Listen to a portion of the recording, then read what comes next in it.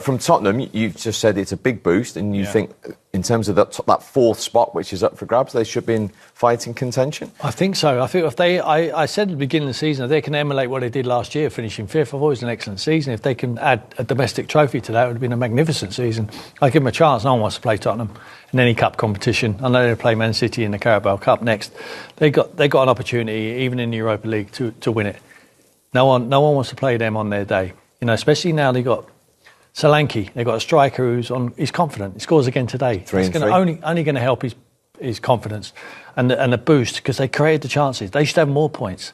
An extra 3 points, what they easily should have, would send them into the top four anyway at the moment. So they're underachieving where they are in the league for their performances. What I think feels deserved a little bit more. I really like the manager. I know there's been some disgruntled fans out there. It's a little bit mixed at the moment. You need to give him the time. It's unlike Ten Hag. He's showing progress. There's a clear identity out of possession and in possession, and it's an identity what everyone loves to watch. Yes, sometimes they're going to come unstuck. They're going to be wide open. They can get punished. Worried for him today. But what I didn't expect is such a poor performance from Manchester United. There was chances for Man United to break them down. When them fullbacks do leave them positions, they vacate. There's wide open spaces. You can get punished. But more often than not, the manager wants to send them out on a positive, all the time, sends them out on a positive mind frame of get at the opposition and press as high as you can and aggressive. And when you get the ball, let's pass it forward. I don't want no backward or sideward passing. We go forward. If there's space, like we saw, Mickey van der Ven, if there's space in front of you, take off. Take off with the ball, and he'd done it to a dramatic effect in the first half and give him an excellent start. But I can't speak highly enough of Postecoglou and his Tottenham side at the moment. I just think the fans need to be patient and stick with them because they're going in the right direction. If you were a Spurs fan, would you accept some of the flaws that Tim's talking about the way they're playing, because it's consistent and there is a clear style and identity about it? Well, yeah, with Spurs, you can argue, can't you? Some people will think, yes, it's great fun to watch. Yes, you're going to get some big results, and then you could be on the end of a good beating as well, the way he plays. And the question is, can they win a league playing like that? It's okay winning a league in Scotland or in Japan or Australia, but you need to be pretty foot perfect to win a Premier League. Yeah. And whether that system can win it is a debate. But isn't it lovely to be able to have a debate about something that is, that's how they're going to do it. Right, let's discuss the pros and cons. And as I say, on the total flip side, when you're talking about Manchester United, there is no debate. There is no, what are we debating? Where are they going? What are they trying to do? We don't even know that, so we can't even debate it. So, but yeah, from Tottenham's point of view, great to watch. I like it. If I was a Tottenham fan, I'd be getting behind it. Yes, there'll be bumps on the road, but I'd be fully backing it. I think most of the Tottenham fans are enjoying it after Conte, after Mourinho, after Nuno, where we heard all the grumblings. I think they'll accept, like Michael says, a few bumps in the road because of the way they approach the game. Yeah, exactly. I think lads have summed it up perfectly, because Tottenham know where they're going. They know what they're going to see every week. We know what we're going to see every week, and it's exciting football. It doesn't always work, as the lads have said, and sometimes you are going to come unstuck. But then you compare that to Man United, you've no idea. Yeah. You don't know how they're going to play. You don't know how they're going to approach games. Are they going to play on the counter-attack? Are they going to sit deep? Are they going to try and have all the possession of the game? But we've no idea. Should we know by now, Paul? Of course we should. Yeah. I don't think the players know going out. Well, this is my next question. I don't think when they go out, not coached on, isn't it? They look an uncoached football team. Yeah. Today, do you think Ten Hag? So they played on the counter-attack most of the time. Tottenham had loads more possession than them. Do you think Ten Hag said to them today, we're probably not going to have most of the possession, we're going to sit back and counter-attack? I'm not sure. I just think it happens. Whatever happens, just... Yeah, happens. Well, I agree. I think whatever happens, and he just takes it. But is that acceptable in the third season of someone coaching a set of players? No, it's not. As I say, we're two and a bit years in now, aren't we? From the first week Postecoglou went in, we probably knew what Tottenham were going to do, and they're doing it to this day. We're 2 and a bit years down the road. It looks, as I said, it's an uncoached team. Players look dead today. They look flat. They look. Yeah. I don't know what to do. There's no enthusiasm for the game of football, and that can only come from the training pitch. They don't know what they want. See, some of the positions that people take up on the pitch, it's just madness at times, and you wonder why teams are breaking through them all the time. And look, I know he's used the excuse of he signed young players a little bit this year, but there was 6 or 7 probably of his players there who probably Zirks you can take out of that who's a young player you got 23, but still these are experienced players who they've paid a lot of money for. We need to stop hearing excuses and get on that training pitch and find a way of playing. Just find something, give us something. Yeah. There will be some Man United fans out there screaming at the TV and saying, how can you be talking so highly of Tottenham and their manager Postecoglou and not Ten Hag when he's won 2 trophies? And Ange Postecoglou and Tottenham fans will rip your hands off for them 2 trophies, the FA Cup. But we're talking about the bigger picture. They've signed 16 players under him. They spend an absolute fortune at that club, Manchester United. They should be better than what they are.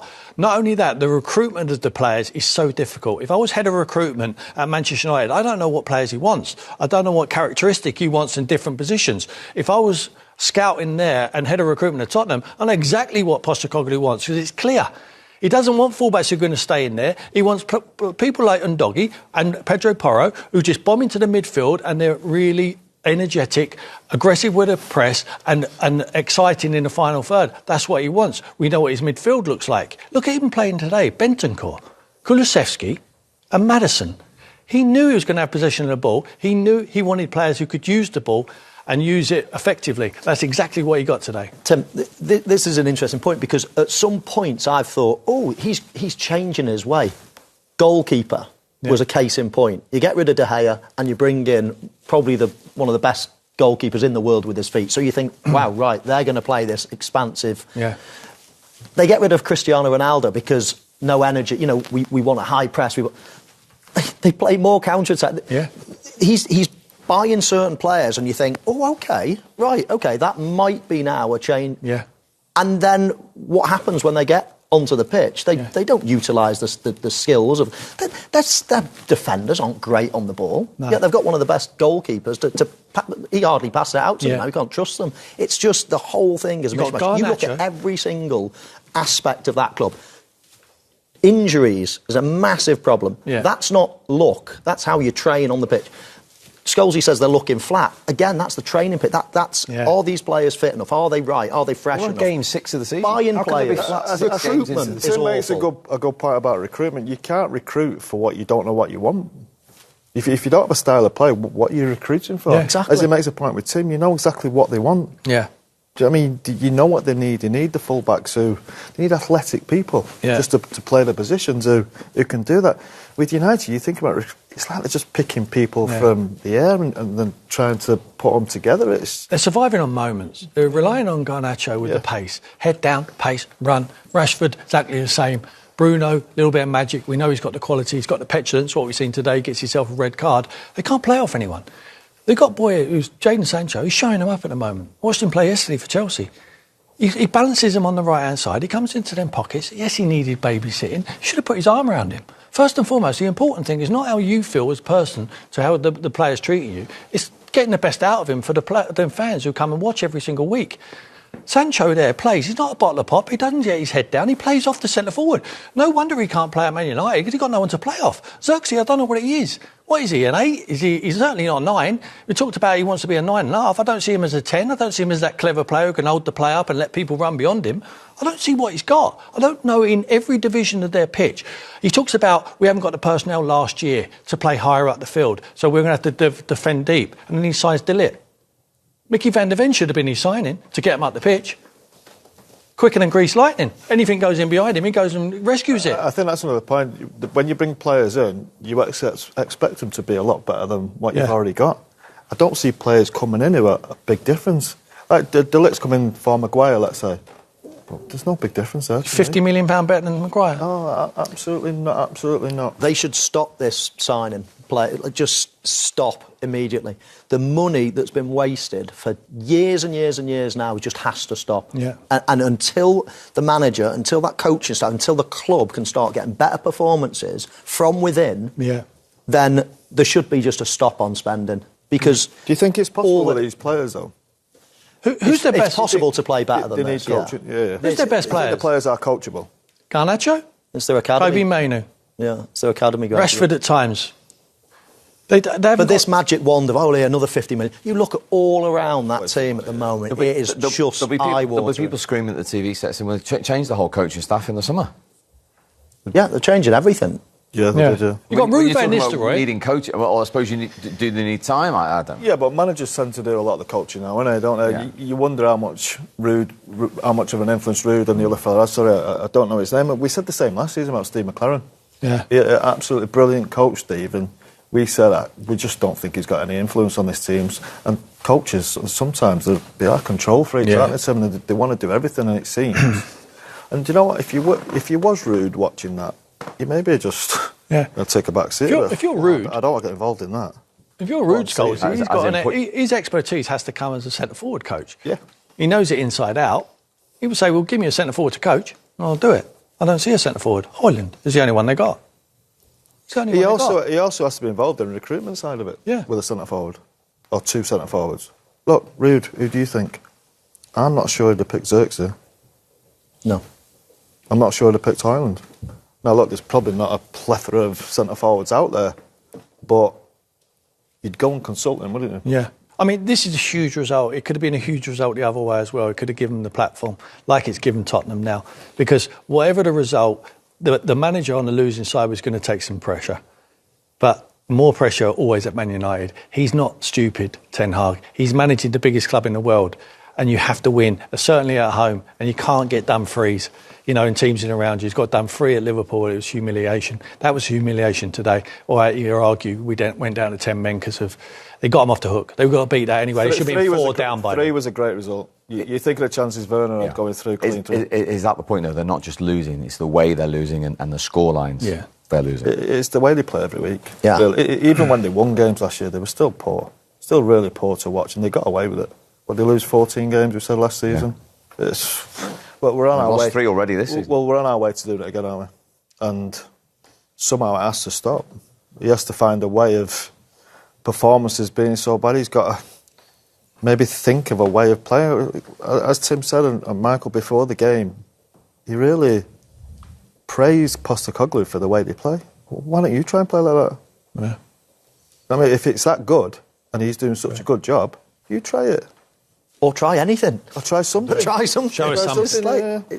It's mind blowing. And as I said before, if there was one little bit of light, thinking, okay, well, they bought a good, their new signings are very good, or everybody's looking really fit and healthy, and they're out running so every single compartment of the club at the moment, whether it's recruitment, whether it's the fitness of the players. How many times they get injured, that's quality. The fitness is a really good point. It's all shambles at the minute. All of it. There's no positives. They look the unfittest team in the Premier League to me. Yeah. Well, we were pitch side for the Liverpool game. Yeah. Liverpool absolutely ran all over them. Just sharper, every team that they just play against them, they run all over them. Even Southampton for the first 35 minutes destroyed them. Yeah, he did. I know they come away and win that game 3-0. But it's no excuse. Fitness has to be no excuse.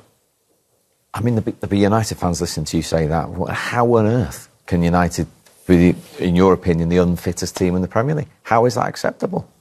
Well, it shouldn't be acceptable. That's just the way. Well, I know confidence comes with that a little bit as well. You do feel a bit heavy leg when you're not playing that well. But that Liverpool game sticks in my mind because we was pitch side. I saw United come on the pitch. He looked a bit clumsy. He looked a bit heavy. And I saw the Liverpool lads jog out and all really trim and fit. I thought, wow, these are going to run all over us. And it's exactly what happens in games. And there's spells in games.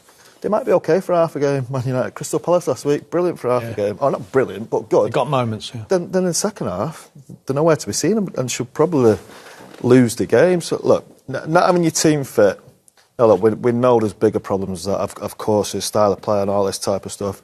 But I don't think there should be any excuse for not having a fit team. Yeah, and injuries go hand in hand with that, Steve. Yeah. That I've lost count of the amount of times Erik Ten Hag has come on and bemoaned his luck with injuries. That's, yes, one or two. You can have you can roll your ankle, you can have a knee, a big impact injury.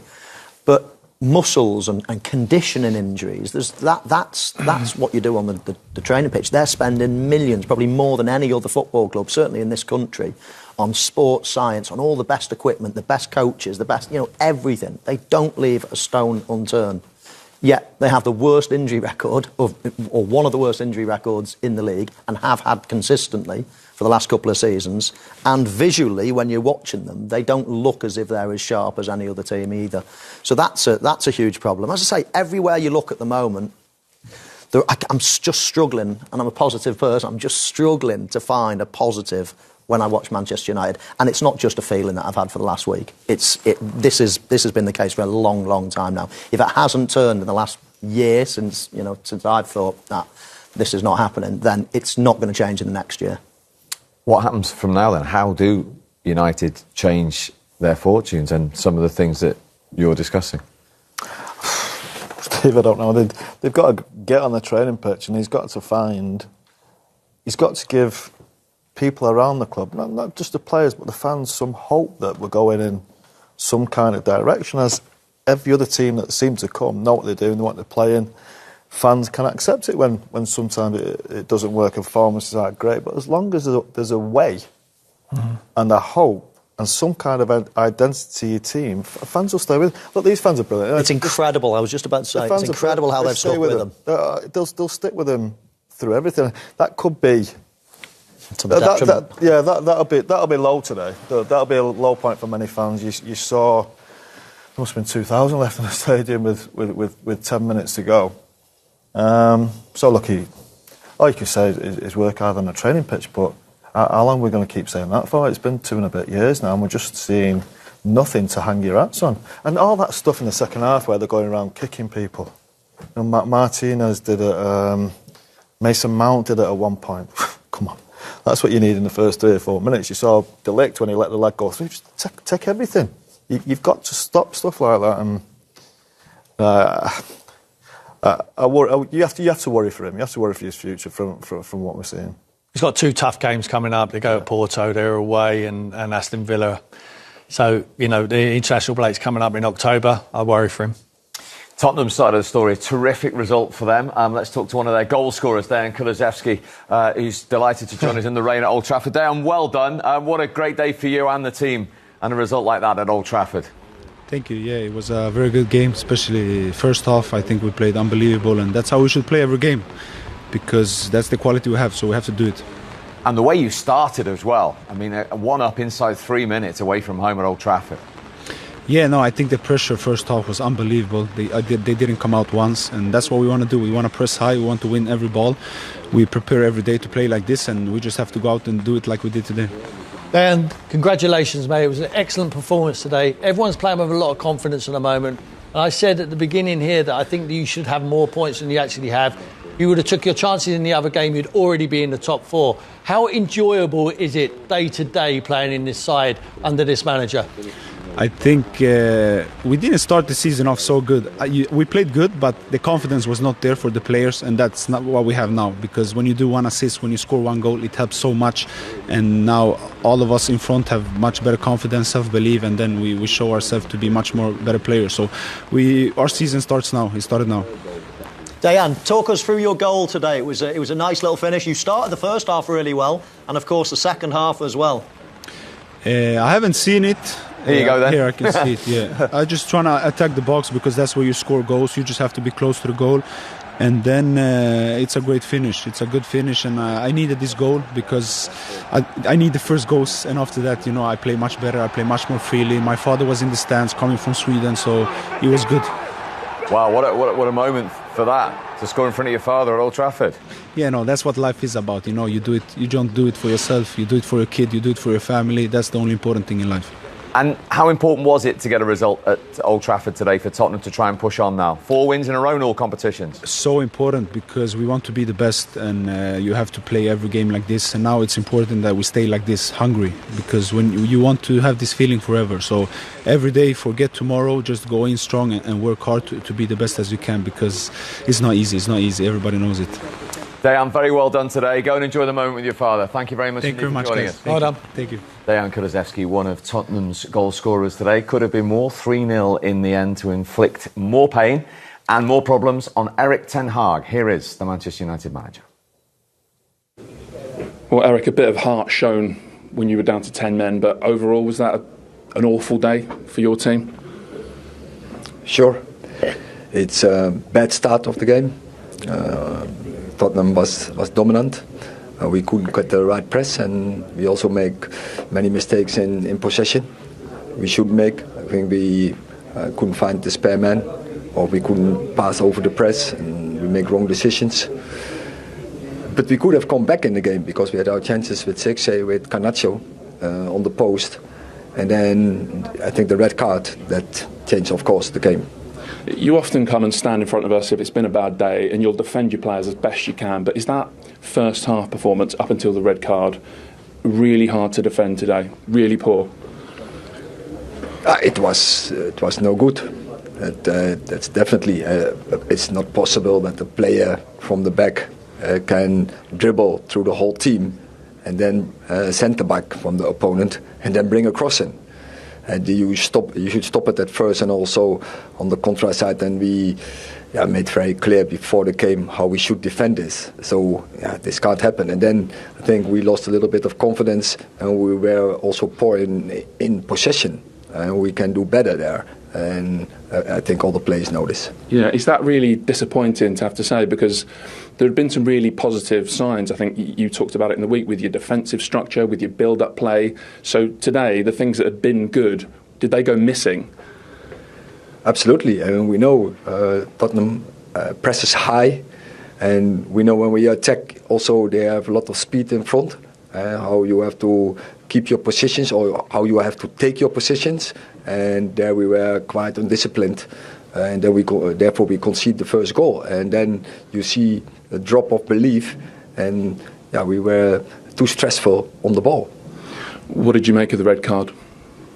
I don't think it's a red card. How big an effect do you think it had on the match? Because as you've just stood here and said, it wasn't a great performance when you had 11 men.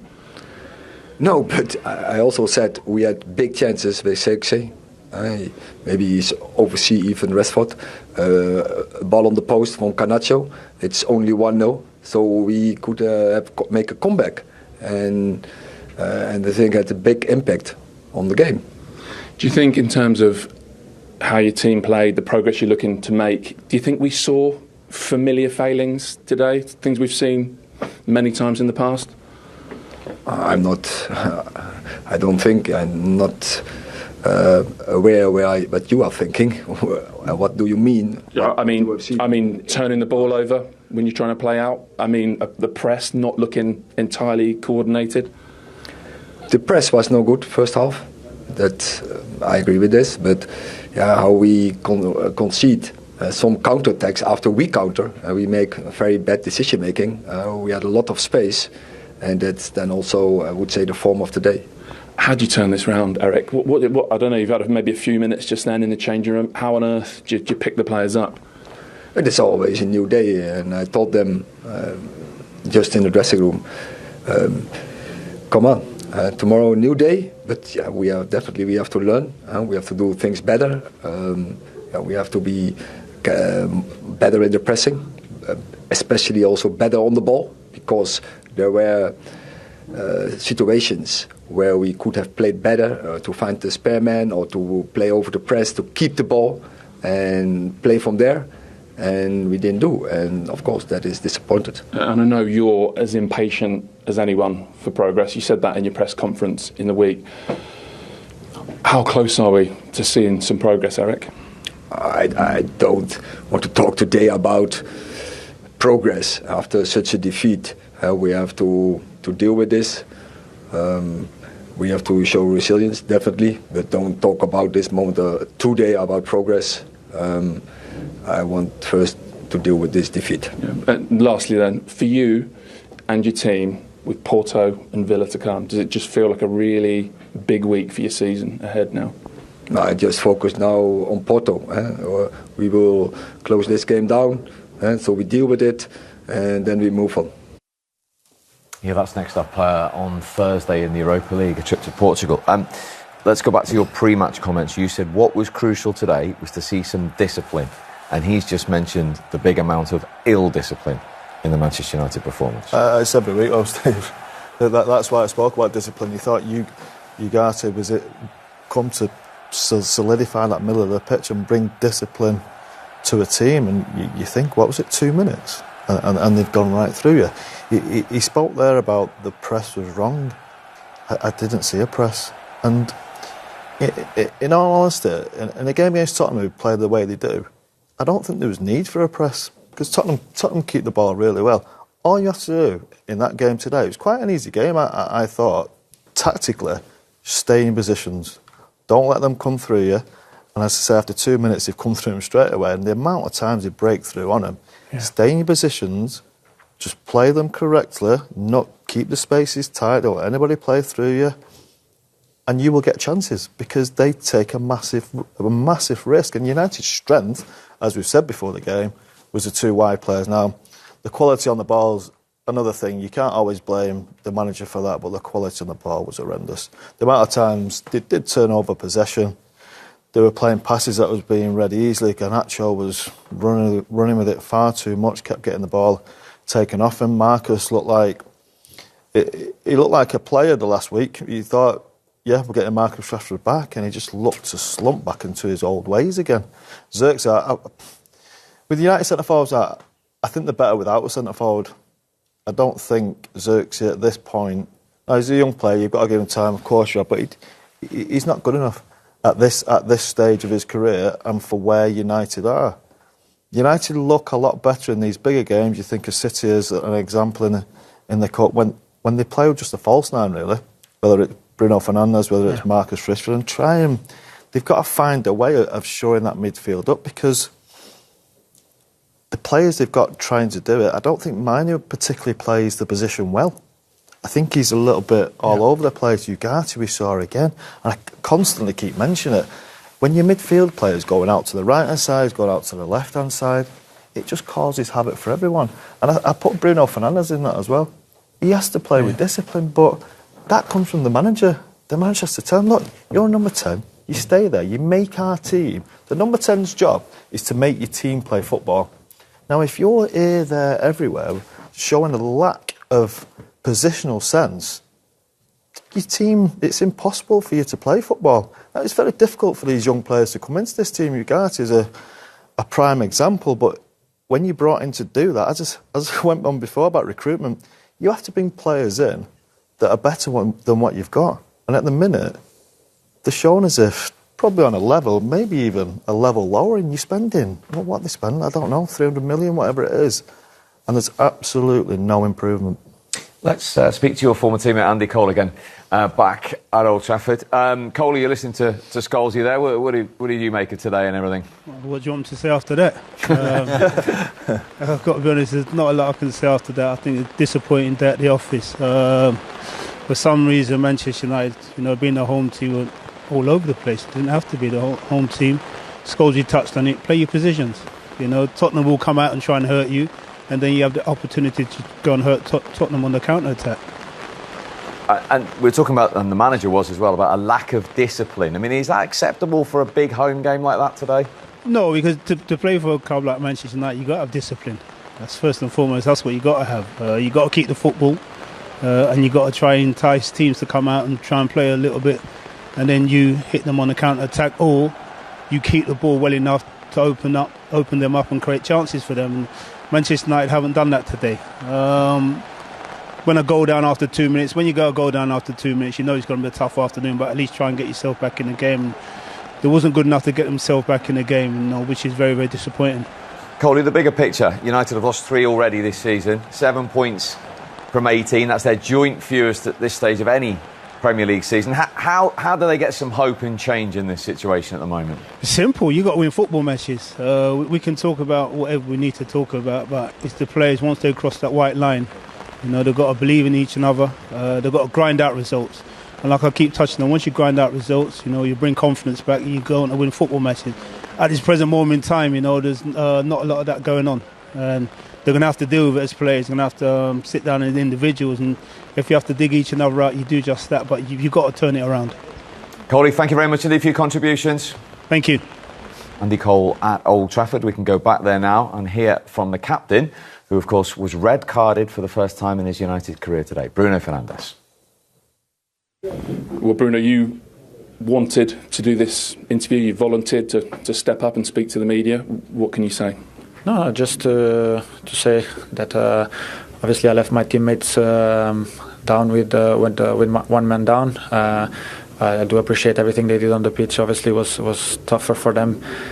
We didn't start the game well when it was 11-11. Then obviously the result is on their side, and we get the situation with the red card. And obviously, I think they did very well. They tried. Obviously, we conceded another 2 goals, but it was difficult to cover all the spaces. But I think it's many good things that we can take away from this. The resilience of the team was always there, and I'm really proud of the team. For you as captain, is that just the worst possible feeling, being sat in the changing room or wherever you were in the second half, not being able to help your teammates? Well, obviously, no one likes to be sent off, and it's not a good feeling seeing my teammates running a lot and trying a lot to get a result and trying to score, because that's what they try to do, to get the result on our side, and we end up conceding another 2 goals, but they did try everything. Tell us about the incident then, the red card from your perspective. It looked like you slipped going in, but how did you see it? No, part of slipping going in, I don't take him as everyone wants to see it. I don't go away with the studs. I take him with my ankle. It's a clear fall, but never a red card. That's my feeling. And even Maddison, when he gets up, and you can see in the image. You saw the two of you talking. What did he say? No, he just said like it is a fall, but it's never for a red card. That's what he said, and I think it's on the eyes of everyone. You can see that it's never a red card, because if this is a red card, I think we have to look at many other incidents, and I had many incidents when I get kicked and everything, and I've never seen something so quick coming off as a red card, and I just think it's never a red card. So were you just in complete shock seeing the red card in the ref's hand? Yeah, for me it's a foul. If he wants to give a yellow, because it's even the contact is not even that strong. If he wants to give me a contact because a yellow because it's a counter attack, I agree, and then I don't understand why VAR doesn't call the referee to the screen. It's for me, it's just not a really good decision. That's all. Okay, like you said, your teammates showed quite a bit of resilience down to 10, but I think you touched on earlier the performance with 11 men. Was it really poor from Manchester United today? Yeah, we couldn't. We found a lot of spaces, but then we couldn't never connect. And I think it wasn't always like one touch more, not great passes, not great link up. And then we gave the ball away too many times for them to counter. And then one of the goals comes from one bad pass from me, and then they go all the way up to score the first goal. Thank you for coming out. Thank you. Yeah, Bruno Fernandes wanting to speak as the captain. That's nice of him, I suppose. Yeah, look, I don't know what more to say, Steve. I disagree with his comments about resilience, thanking his teammates for showing resilience. I actually thought Tottenham got a little bit sloppy with 10 men. He talks about they may have turned it round with 11 men. I think with 11 men, it could have been 3 or 4 already before he got sent off. So I think him getting sent off might have actually done him a favour. Because if it's 11 and be 11, I don't think Tottenham would have stopped. I thought they got really sloppy at times. Second half, Maddison at times giving the ball away. So look, he's captain. He's got to come out and say the things he does, apologise and all that stuff. It means nothing.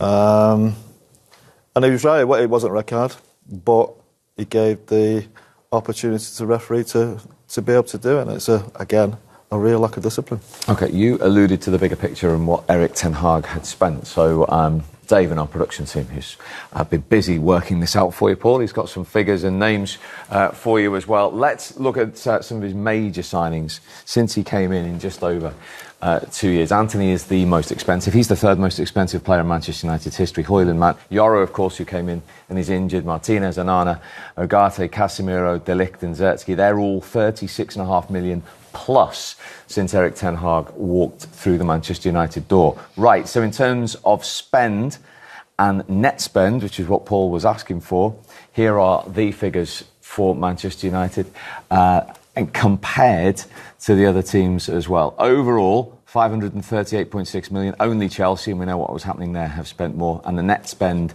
is almost £385 million. And again, only Chelsea have spent more money since Erik ten Hag was appointed Manchester United manager. And the obvious question, 385 million net spend later, is are they any further on?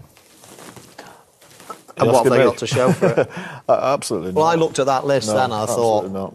Is there any successes on that list? No. I mean, I think the goalkeeper, Onana's, decent. But plenty of practice. But to say any of them are, are successes, I'd say none. And that's why I said if I was in charge of the purse strings now, I would say right. Because that proves how much he's been back. There's a couple of young players in there, though. You think of the Lenny Euros, he's not even played a game yet, so you've got to give... Yeah. But there's only Chelsea spent more money since Ten Hag was appointed. Yeah, look, Steve, we all know, everyone can see it, there's absolutely no improvement. As I said, the De Ligt, I just never got. I just didn't see a massive... If you want signing, you're spending 50 million quid. I want a big rise. He's no Virgil van Dijk, is he? Yeah. He's coming in he might be a touch better than Maguire. On today's evidence and evidence against good centre forwards, and even in Munich, he could get in Munich's team. Yeah. And we're paying 50-odd million for him. We talk about fixing the problems. He could have fixed that problem. We're talking about Man United still. It's a big attraction for any player to want to go there, right? He could have signed Declan Rice, who had no settling in period. Harry Kane. As a and Harry Kane. 2 players. And you would have got a nice bit of change. And you might have sold some, been able to sign some other little players around them. You're not only signing good players, you're signing proven Premier League players, good types in the dressing room, who may be influenced, and we know 100% for sure, I know firsthand, Harry Kane would influence others around him. And if they're not doing it in training every single day, he'd be telling them. You don't need the manager to do that. You need sometimes the manager helping that dressing room, but it comes from the top. If you're getting no respect from the top, don't expect your players to help you out. At the moment, I would look at that list, and not only... have they improved them, or has anyone been in success mode? I look at them and think, where do a lot of them play? I don't know. I can't say, well, he's a flyer on the outside.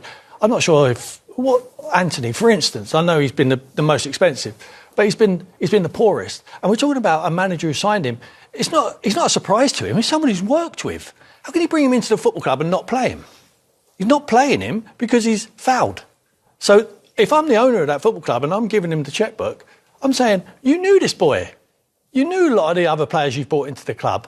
Why on earth are you not playing them on a regular basis? Because it looks like you wasted money, of the club's money, which they can ill afford to do. Go and spend it in the right areas. They've not moved on. They've spent £400 million net, just short of, and they haven't moved on. They've gone backwards. They're not moving on at all. They need to get something right there, and they're not at the moment. The academy boys are getting them out of trouble. We must take a break. By the way, anyone know who gave Harry Kane his debut? It's not been mentioned before. No idea. Good day and a very good week for Tottenham Hotspur and their manager, Ange Postecoglou. Let's see what he thought about his team's 3-0 win at Old Trafford. Well, Ange, so much stress for managers, so many difficult days, but today, did you just enjoy watching your team from minute one, really? I enjoy it all the time, mate. I mean, I think the stress is for others. I love what I do, and I love managing this team. I think, but you're right. Today was a joy to watch. You're kind of involved in the game, but I just, at times sitting back and just seeing the quality of our football, the hard work and discipline we showed when we didn't have the ball. Outstanding effort by the lads. What was the key to it? I think for us it was just having a real kind of conviction in who we are as a team. You come to a place like Old Trafford and there's always that inclination to maybe ease off a little bit, but we just want to be a team that goes at opposition teams irrespective of where the game's played or who the opposition is. And I thought to a man, the way we started today, there's a real intent in our football. Yeah, and you were a defender back in the day. Did you have that in the locker, what we saw from Mickey van der Ven? No, nowhere near it, mate. I mean, outstanding. I mean, Mickey's he's a brilliant footballer, brilliant defender, great person, and it's the second time this year he's almost run the length of the field and still had the quality to set somebody up. So, it was a great first goal.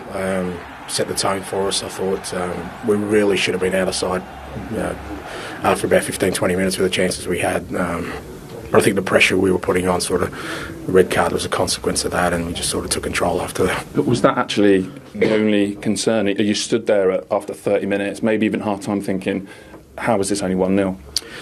No, not really. I mean, it has been a tale of our season a little bit, but I think the difference today was I just felt the lads were just, they weren't sort of dwelling too much on the missed chances and were focusing on what's next and creating more chances. And, we've got guys now who are in good goal-scoring form, Dom and Brennan, obviously, which, we kind of didn't have in the first 2 or 3 games. So that's helping us. And, I think today was I can't fault any of them. I thought it was an outstanding performance.